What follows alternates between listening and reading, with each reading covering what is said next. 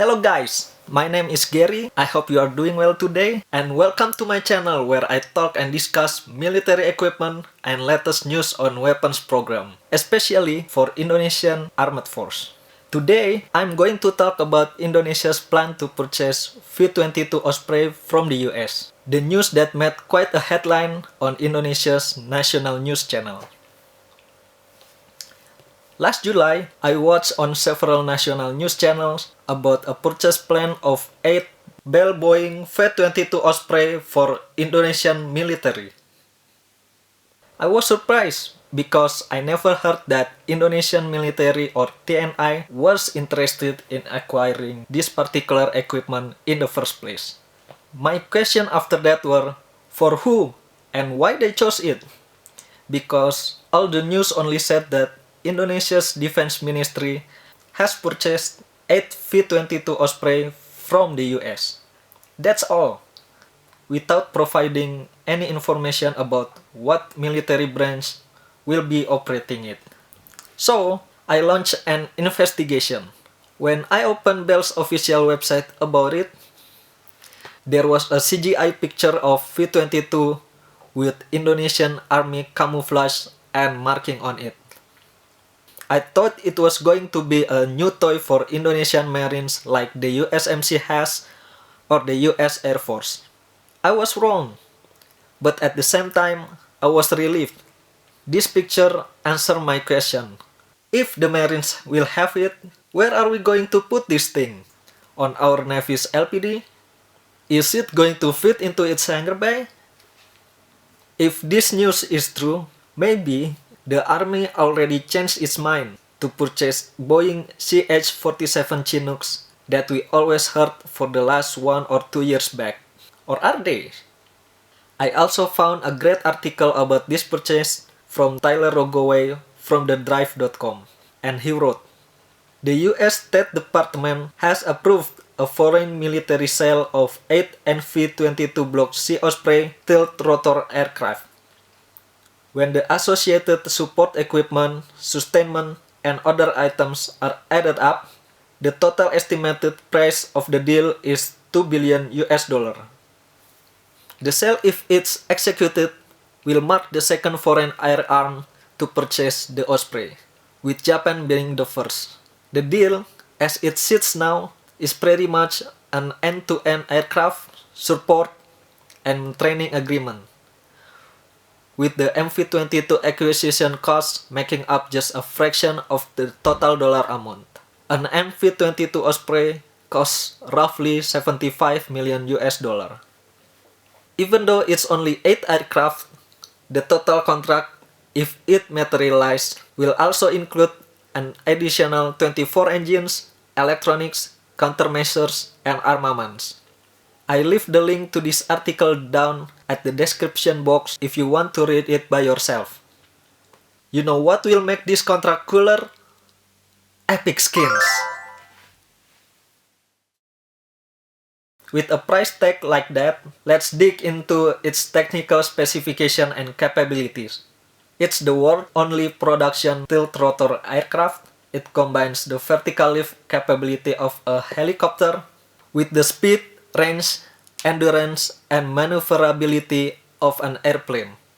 It has the capability of vertical or short takeoff and landing, or VSTOL, with a length of around 18 meters and fuselage width without wings and rotor of around 4.5 meters. It can carry 4 crews and 24 troops. Next, it can carry 9,070 kg of internal payloads. Also underbelly cargo hook capability of 10,000 pounds or 4,536 kg for single capacity, or 12,500 pounds or 5,670 kg for double capacity. It has a maximum cruise speed of 493 km an hour, maximum service ceiling of 7,620 meters, and maximum range of 860 nautical miles or 1,592 km. Now let's compare it with CH-47 Chinook. I picked the F variant Chinook specification from Boeing official site. It has a fuselage length without rotor of 15.46 meters and width of 3.78 meters. It can carry 3 crews plus up to 44 troops. With a maximum internal payload of 10,886 kg, it has a maximum speed of 302 km per hour, service ceiling of 6,096 meters, and maximum range of 200 nautical mile or 370 kilometers. From what I see by only looking at these charts, I can understand why the Osprey is winning over Chinook. Although Osprey is lost on the payload capacity, its speed and range is way superior over Chinook. It can fly further and faster than Chinook with a slight payload capacity deficit. If you ask me, that's still a pretty good deal. If you click Osprey range of operation on Bell's official site and compare it with, let's say, a Huey helicopters, a military version of Bell 412 which is widely used by Indonesian military, which also has a better range than Chinook at 325 nautical miles. Theoretically, the Osprey can easily reach every corner of Indonesia by doing 1 or 2 stops only. At first, I personally wasn't really sure that this is the best choice for the army and for Indonesia. That's before I'm doing this research. With such ability and capability, V-22 Osprey will be an important asset for Indonesia. Not solely for military purposes, but also for humanitarian purposes as well.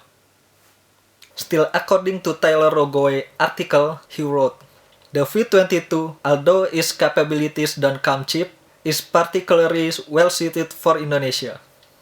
The ability for the V-22 to carry significant loads at turboprop speeds while still being able to land and take off near vertically will drastically improve the logistics capabilities of the Indonesian military. This is especially true when it comes to natural disasters, which sadly the country is no stranger to. But why did the US State Department give Indonesia a green light for purchasing such a complex, sophisticated, state-of-the-art, the one and only, expensive piece of military equipment in the first place?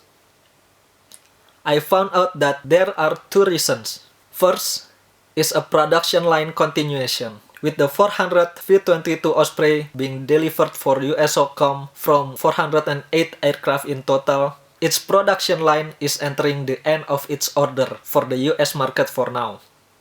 With Japan Ground Self-Defense Force buying 5 aircraft and the first V-22 had been delivered on July 10th, an additional 8 more orders will give its production line months or even years to continue. The second reason is related to the US foreign policy goals and national security objectives.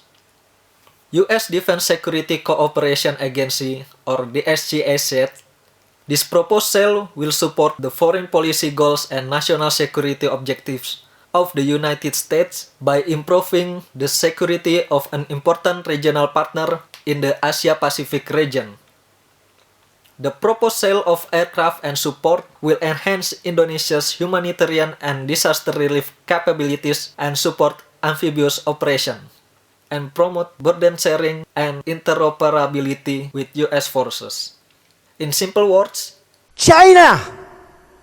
Right now, the US is upgrading and changing their military strategy to face a new threat.